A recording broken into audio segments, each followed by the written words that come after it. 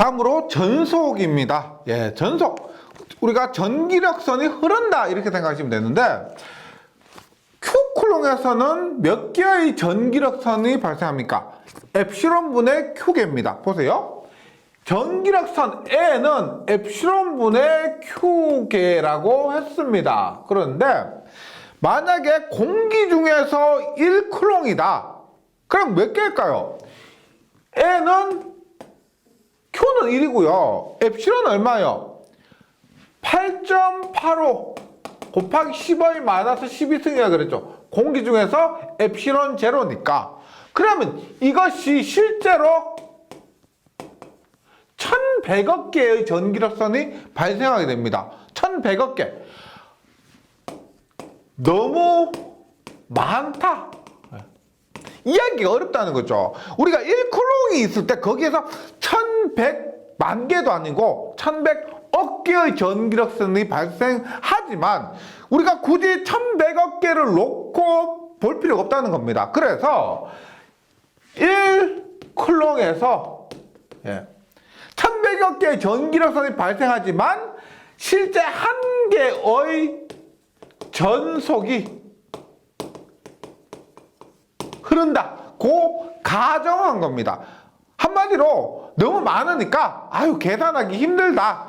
간단하게 전속의 개념을 만든 거죠. 실제 흐르는 것이 1쿨롱에서는 1개입니다. 그럼 10쿨롱에서는 10개, 100쿨롱에서는 100개, 0.1쿨롱에서는 0.1개 이렇게 이해하시면 되겠습니다. 그래서 Q쿨롱에서 전속의 개념은 Q쿨롱에서 Q개의 전속 발생한다. 그래서 전기량과 전속은 똑같은 Q죠. 같습니다. 전기량과 전속은 같아요. 그래서 개념적으로는 굉장히 쉬운데 우리가 더 많이 쓰는 건 뭐냐면 전속보다는 우리 저번 시간에도 선전압 밀도, 면전압 밀도, 최종 밀전압 밀도를 했던 것처럼 전속에서도 밀도를 더 많이 써요. 그래서 전속은 Q쿨롱과 같지만 전속 밀도는 D라고 합니다. D. 여기서 밀도는 선전압 밀도, 면전압 밀도, 최적전압 밀도 중에 뭘까요? 만만한 것은 기본이 되는 것은 면입니다. 면전압 밀도요. 그래서 D는 면분의 전기량이에요. 면적분의 전기량. 그러면 전기량의 단위는 쿨롱이죠. 면적의 단위는 제곱미터입니다. 그래서 이거 처음 나온 용어입니다. 개념이에요. 전성미터 D는 S분의 면적분의 전기량이고 단위는 쿨롱/제곱미터를 사용한다. 그런데 얘가 비슷한 것이 하나 있습니다. 보세요. D는 S분의 Q인데 만약에 9라면 뭐였어요? 9의 면적은 4πr 자승이죠. Q입니다. 4πr 자승분의 Q. 이것과 유사하게 생긴 것이 앞에서 배운 것 중에서 전개의 색이 있죠. 전개의 색이 뭐다? 4π 엡실론 R 자승분의 Q예요. 여기서 우리가 4π R 자승이 9 면적이라 그랬죠. 9의 건널비라 그랬습니다. 4π R 자승이 S예요. S. 따라서 여기에 엡실론 한번 곱하면 2에다가 엡실론 곱하면 약분이 되죠. 그러면 4π R 자승분의 Q, 즉 전속 밀도하고 똑같아진다는 겁니다. 뭐다? D는 2에다가 엡실론을 곱한 거. 단위는 쿨롱/제곱미터야. 제가 전기자기학에서 전개 2가 중심이 된다 그랬죠. 주인공이라 그랬죠. 왜? 첫 번째 우리가 전기력선에 우리가 전하의 힘, 쿨롱의 법칙에 의해서 F는 뭐예요? 2에다가 Q 곱한 겁니다. F는 QE. 두 번째, V는 뭐였어요? V는 마이너스 인티그랄 이 dr인데 간단하게 뭐다? 2r이었죠. 2r. 2r. 지금 나오는 개념 D는 뭐다? D는 엡실론입니다. 즉 힘과 전위와 전송 모두 전개로 계산할 수가 있습니다. 그래서 전개의 세기 E가 2장에서 가장 중요한 개념이 된다는 거죠. 네. D는 엡실론 E였어요. 엡실론 E. 예, 꼭 기억을 해주시기 바랍니다. 전송밀도 많이 나와요. 굉장히 많이 나옵니다. 그 다음에 예제가 있는데 굉장히 실수를 많이 하세요. 보세요. 1쿨롱에서 나오는데 전속선이 나올 수도 있고 전기력선이 나올 수도 있습니다. 그러면 전속선 개수는 몇 개? 1쿨롱에서 전속선 개수 몇 개? 1개. 1쿨롱이니까 1개. 전속선은 전기량과 같다라고 했습니다. 두 번째, 전기력선. 실제 나오는 전기력선의 수는 몇 개? 엡실론 분의 Q에서 앞에서 제가 했었죠. 공기 중에서면 엡실론이 엡실론 제로가 되고 8.85 곱하기 15 마이너스 12승 하면 얼마나 된다? 1.1 곱하기 15의 11승 약 1100억 개가 됩니다.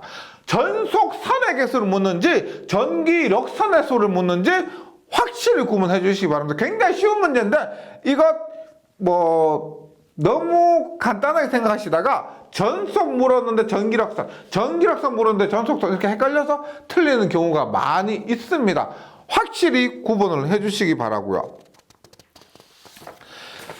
그 다음에 가우스 법칙에 의한 전개와 전입니다.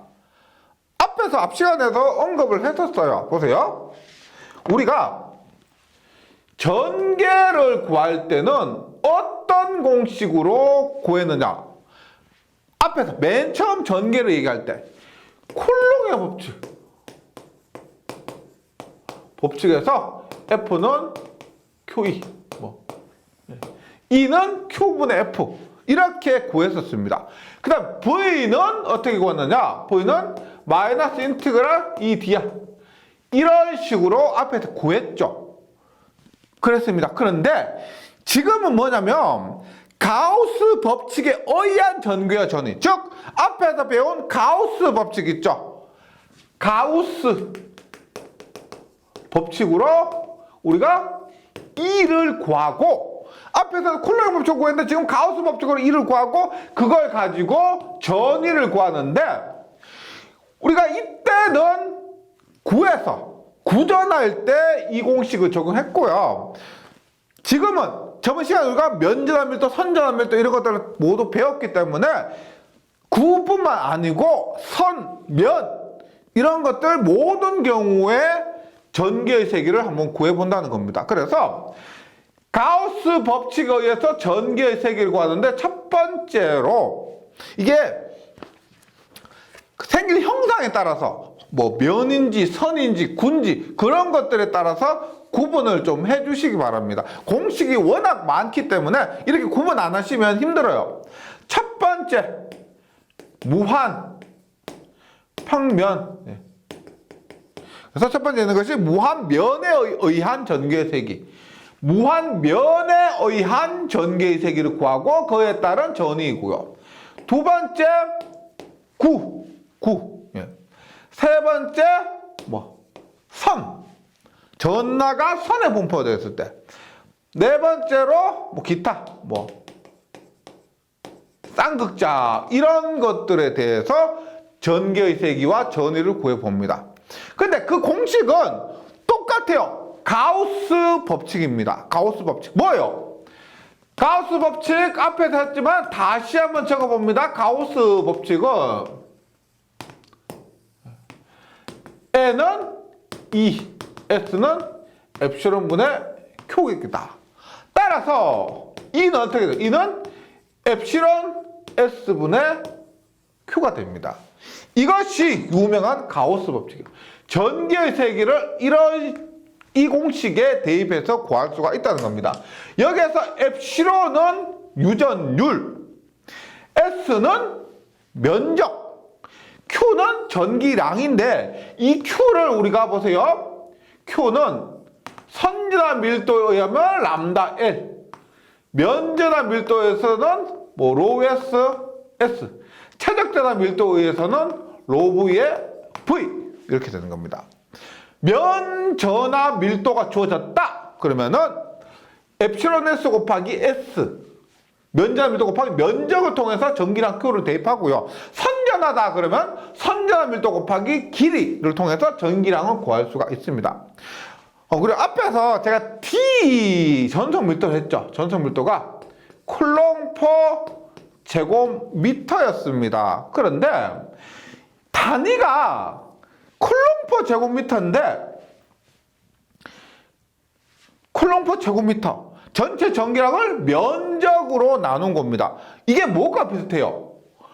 로우 S 혹은 시그마 도 면전화 밀도와 똑같이 지금 둘 다 단위가 쿨롱/제곱미터예요. 그래서 일반적으로 D하고 로우 S 면전화 밀도를 똑같이 보는 경향도 있습니다. 볼 수도 있어요. 왜? 단위가 같고 전기량을 면적으로 나눈 것이기 때문에 똑같이 볼 수도 있다. 요것을 염두에 두고 이제 첫 번째 무한면에 의한 전개와 전위 한번 시작해 보도록 하겠습니다. 무한면에 의한 전개와 전인데 이거 말 한마디 그 단어 하나에 따라서 다릅니다. 그래서 구분해 주셔야 되는데 보세요. 무한 면에 의한 전개입니다. 이거 첫 번째 무한 도체 표면입니다. 무한 도체 표면. 두 번째 무한 평면 혹은 평판. 무한 평면 혹은 무한 평판. 세 번째 무한 평면 사이예요. 무한 평면 사이. 이것이 지금 보세요. 다 다릅니다. 다르기 때문에 구분해 주셔야 돼요. 도체 표면, 무한 도체 표면, 무한 평면 혹은 평판. 얘는 무한 평면인데 사이가 돼요. 사이. 그림으로도 기억을 해 주셔야 되는데 무한 도체 표면은 이렇게 돼요. 지금 이렇게 있다고 했을 때 전기력선이 한쪽으로 이렇게 나갑니다. 이렇게 한쪽으로 나가요. 얘 전기력선이에요. 전속선입니다. 이것이 이렇게 나가요. 무한 평면, 평판은 평평한 이런 판입니다. 판이기 때문에 얘가 양쪽으로 이렇게 나가요. 이렇게 나갑니다. 그 다음에 무한 평면 사이는 이렇게 돼요. 얘가 평면이니까 면전화 밀도가 플러스 로에스 마이너스 로에스, 면전화 밀도가 플러스 마이너스 로에스라고 했을 때 얘는 플러스에서 마이너스로 이렇게 전기력선이 발생합니다. 지금 다시 말씀드리지만 명칭 있죠? 명칭 그 다음에 그림 확실히 구분을 해 주셔야 됩니다. 네. 그러면 무한 도체 표면부터 한번 보도록 할게요. 중요한 것은 무한 도체 표면이니까 내부에는 전기력선이 존재할 수 없죠. 도체 표면이니까 지구라 생각하시고 지구에서 밖으로 나가는 거지 안쪽에는 존재할 수가 없습니다. 안쪽으로는 그 전기력선이 존재할 수가 없다 이렇게요.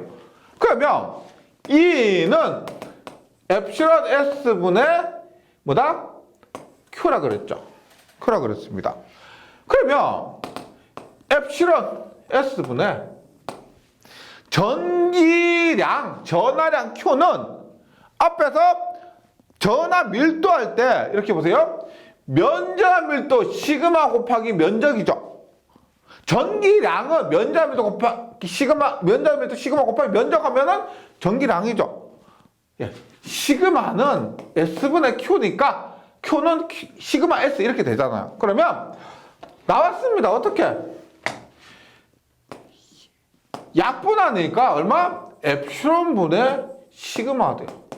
쿨럼퍼 제곱미터.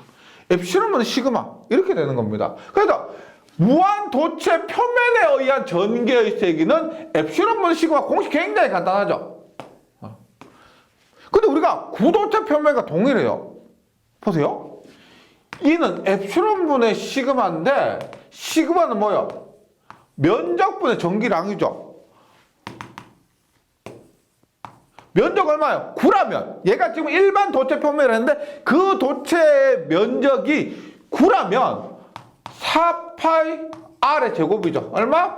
4파이 엡실론 R 자수면 Q. 그래서 결과적으로는 똑같은 겁니다. 똑같은데 전체 전기량 Q가 주어진 것이 아니고 전하 밀도 시그마가 주어졌기 때문에 공식이 이렇게 간단하게 되는 건데 결론적으로는 똑같은 겁니다. 네, 똑같은 거. 그래서 무한도체 표면에서 전개의 세기는 엡실론분의 시그마가 된다. 예. V는 어떻게 돼? V는 우리가 V는 ER이라고 했던 것은 구도체일 때였죠. 구도체일 때 계산해 보니까 V는 ER 혹은 ED였습니다. 그런데 일반적인 전개와 전위 사이는 뭐다? 전개가 전위 밀도죠. 전위 경도죠. 그래서 이는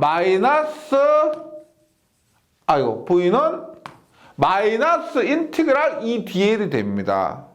그리고 여기에 마이너스 E가 얼마요? 엡실론분의 시그마 DL을 합니다. 어디서부터 어디까지? 무한대에서부터 임의 지점 R까지요. 네. 이것이 전위를 구하는 일반적인 식이에요.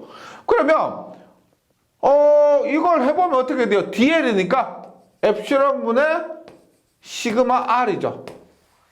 네. R부터 마이너스니까요. 이게 무한대부터 R까지인데 마이너스를 없애는 대신 어떻게 해요? R부터 무한대까지입니다. 마이너스가 들어가면 요 위치가 바뀌어요. 마이너스를 없애는 대신에 R가 무한대 위치를 바꾸면 이렇게 됩니다. 그럼 얼마?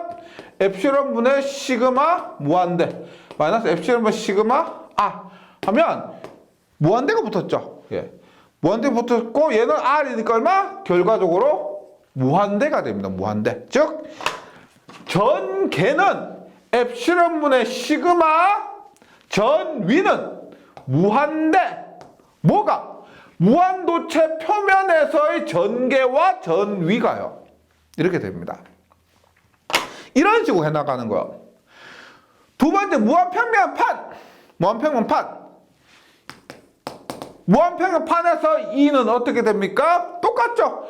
엡실론 S분의 Q입니다. Q인데 지금 무한평면판은 무한도체 표면과 다른 것이 뭐냐면 전기력선이 양쪽으로 나눠집니다. 양쪽으로. 어떻게? ES분의 시그마 S인데 엡실론 S분의 시그마 S인데 양쪽으로 나눠지죠. 그래서 임의의 지점에서 전기의 세기는 2분의 1이 됩니다. 2분의 1. 따라서 E 엡실론분의 시그마가 됩니다. E 엡실론분의 시그마. 무한평판은 양쪽으로 전기력선이 분배가 되기 때문에 일반 도체 표면과 비교했을 때 2분의 1배가 되는 거예요. E 엡실론분의 시그마 볼트 퍼 미터가 됩니다. V는 어떻게 될까? V는 똑같이 적분해 보세요. 이거 적분한다고 해서 달라지는 거 없죠? 전위 V는 무한대가 됩니다. 무한대. 무한평면판에서 전개는 E 엡실론분의 시그마, 전위는 무한대가 됩니다. 세 번째, 무한평면 사이예요. 무한평면 사이. E는 엡실론분의 엡실론 S분의 Q에서 지금 무한평면 사이도 보시면 한쪽으로만 가죠. 그래서 도체 표면과 동일합니다. 동일해요. 따라서 얘는 무한 도체 표면과 마찬가지로 엡실론분의 시그마의 값을 가지게 됩니다. 엡실론분의 시그마. 전개는요. 그런데 전위는 다 같진 않죠. V는 지금 무한평면 사이는 전위가 어디냐? 마이너스 D에서 0까지예요. 즉 우리가 무한 도체 표면이나 무한평면은 무한대에서부터 여기까지인데, 무한대부터 R까지인데, 무한평면 사이는 어디? D에서부터 0까지, 거리가 D에서 0까지입니다. 그래서 적분 구간이 D에서 0까지예요. 네. 그래서 어떻게? 마이너스를 없애는 대신에 0에서 D까지 EDR이고 0에서 D까지 얼마? 엡실론분의 시그마 D야 하면은 그럼 R만 곱하면 되죠. 엡실론분의 시그마 D가 됩니다. 이렇게 돼요. 네. 그래서 무한평면 사이에서 전개는 엡실론분의 시그마, 즉 무한 도체 표면과 같고, 전위는 무한도체 표면과 무한평면 판에서는 전위가 무한대였는데 지금 무한평면 사이에서는 구간이 있기 때문에 엡실론분의 시그마 곱하기 D가 됩니다. 엡실론분의 시그마 곱하기 D 이렇게 외워주시는데 얘가 중요한 게 왜 중요하냐면요, 무한평면 사이 있죠. 이 뒷부분에서 콘덴서로 나옵니다. 콘덴서. 이거 그냥 의미 없이 하는 것이 아니고 이 무한평면 사이가 콘덴서의 구조와 동일하기 때문에 이 공식을 콘덴서에서 정전 용량을 구할 때 그대로 갖다 씁니다. 그래서 요거 중요해요. 네. 그래서 지금 첫 번째 가우스 법칙에 의한 전기와 전위에서 무한면에 의한 전기와 전위를 공부했고, 그 다음 두 번째 구도체에 의한 전기와 전위입니다.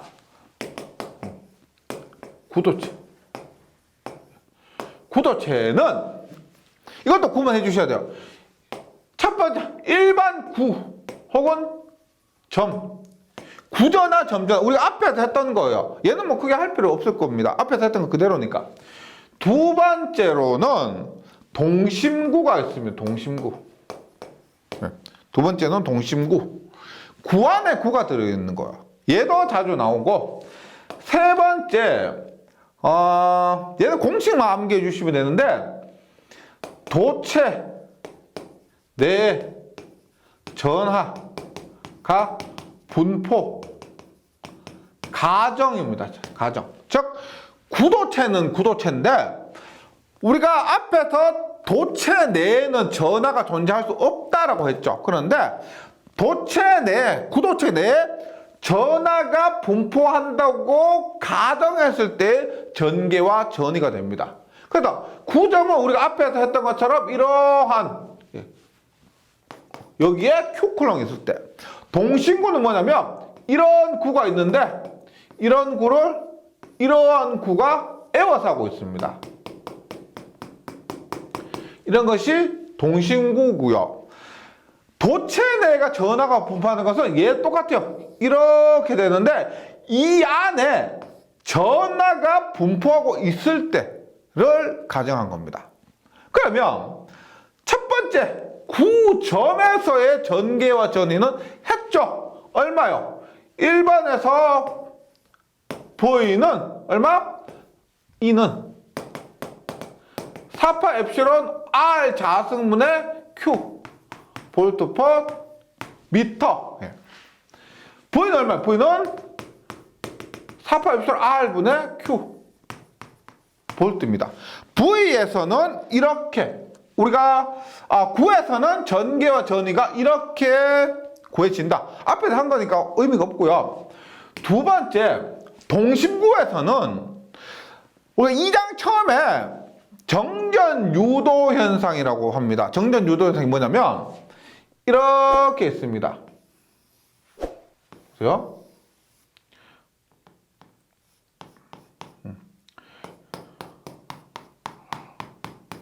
이렇게 했을 때 얘 반지름 A고요.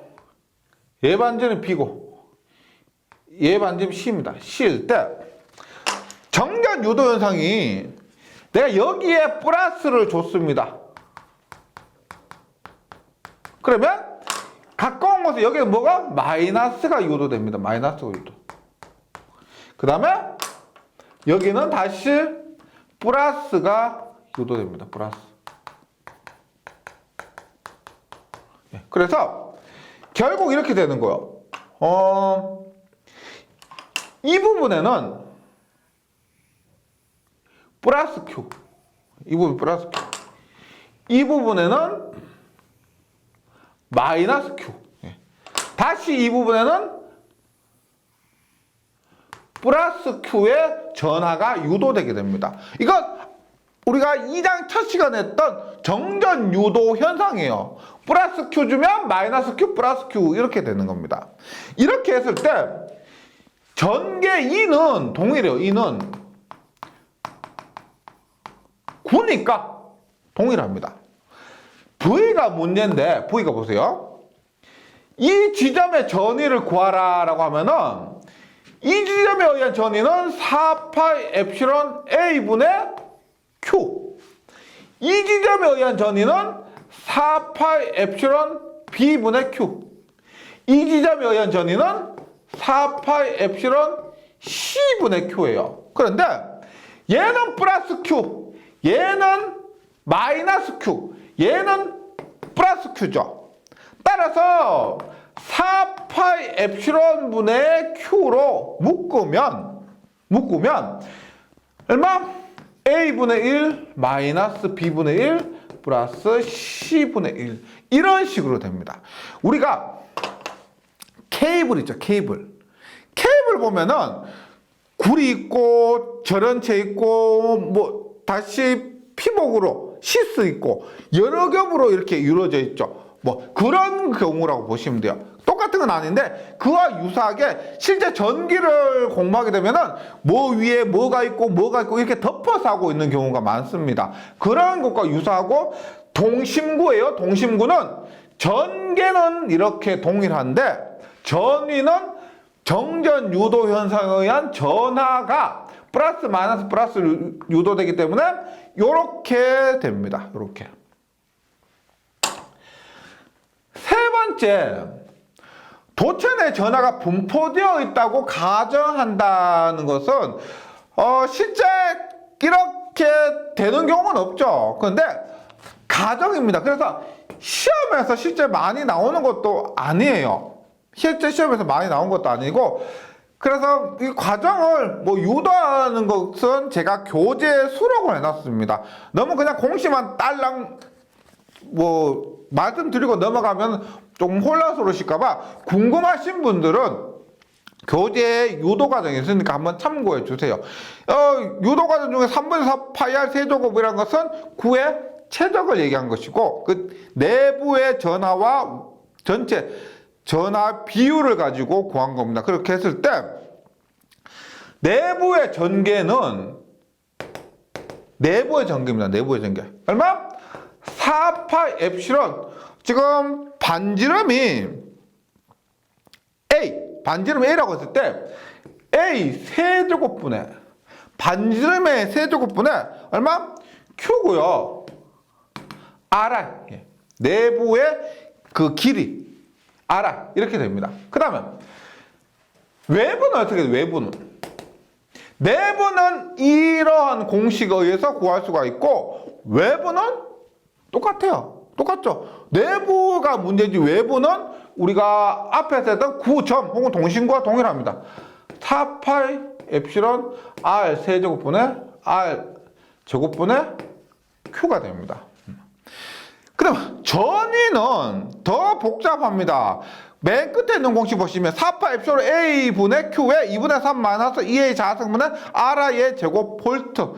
그래서 뭐 공식의 형태를 외워주시거나 뭐 유도하는 것은 크게 의미가 없을 것이고요. 그러나 다만 여기에서 조금 기억해 달라고 부탁하고 싶은 것은 전개 분포도입니다. 전개 분포도. 보세요. 우리가 이렇게 공식으로 했을 때 공식으로 나타내는 것을 그림으로 나타내 보면 보세요. 실제 우리가 도체 내부에 전하가 존재하지 않는다면 도체 내부에 전하가 존재하지 않는다면 중간이고요. 표면입니다. 전개가 어떻게 될까? 전개. 도체 내부의 전개는 0이죠. 도체 내부 전개는 0이고 외부에서는 이렇게 됩니다. 왜? 외부에서 E는 4파 엡실론 R 자승분의 Q니까 이 구 내에 전하가 존재하지 않을 때 일반적인 경우는 이렇게 나타낼 수가 있습니다. 그 다음에 전위는 어떻게? 표면 전위와 내부 전위는 동전입니다. 그래서 등전이라서 전위는 이렇게 나타냅니다. 내부 전위와 표면 전위는 같고 여기에서 V는 4파 엡실론 R분의 Q 이렇게 나타내는 거죠. 그래서 지금 이 내부에 전하가 균이라고 존재한다고 했을 때, 가정했을 때는 조금 전에 썼던 공식 있죠? 공식에 의해서 전개가 이렇게 나타나요. 내부에서 존재하게 됩니다. 이렇게. 그 전위는 어떻게? 등전이가 아니에요. 이런 식으로. 그래서 이런 식으로. 그래서 이것은 내부에 전하가 존재하지 않는다고 가정했을 않을 때 일반적인 경우가 이렇게 되고요. 그림도 외워주시고 만약에 내부에 전하가 존재한다고 했을 때 공식보다는 이런 그림이 더 많이 나옵니다. 네, 공식도 좀 찝찝하시면은 암기해 주시고 그림 정도는 꼭 좀 기억을 해 주시기 바랍니다. 그래서 지금 전개와 전위에 대해서 구하고 있는데 지금까지 구했는데 이게 원리가 똑같아요. 가우스 정리에 의해서 E는 엡실론 S분의 Q 그 공식을 전부 한 겁니다. 근데 중요한 것은 우리가 전하 분포가 어떻게 되느냐 여기서 가장 중요한 것은요 그 단어 하나하나요 도체 표면인지 평판인지 평판 사인지 구인지 점인지 구하고 점은 똑같습니다. 예. 이 구가 가까이서 보면 구인데 멀리서 보면 점이에요. 그래서 구전화 점전화는 똑같습니다. 그 일반적인 그 구하고요 동심구도 틀려져. 그 다음에 내부에 전하가 존재한다 존재하지 않는다 이런 것들을 구분해 주셔야 돼요. 공식 다 외웠는데 그런 부분이 헷갈려 가지고 바른 걸 못 찾아서 틀리는 경우가 많습니다. 예, 다시 말씀드리지만 여기서 공식 자체는 어렵지 않습니다. 이게 가우스 법칙만 잘 적용하시면 즉석에서 유도가 되는데 암기해서 적용하실 때 그 상황 있죠. 그 단어 하나하나 그것만 잘 구분해 주시면 이 부분은 굉장히 쉬운 부분이 돼요. 네, 여기까지 잘 정리해 주시고 다음 시간에 이어서 계속하도록 하겠습니다. 예, 수고하셨습니다.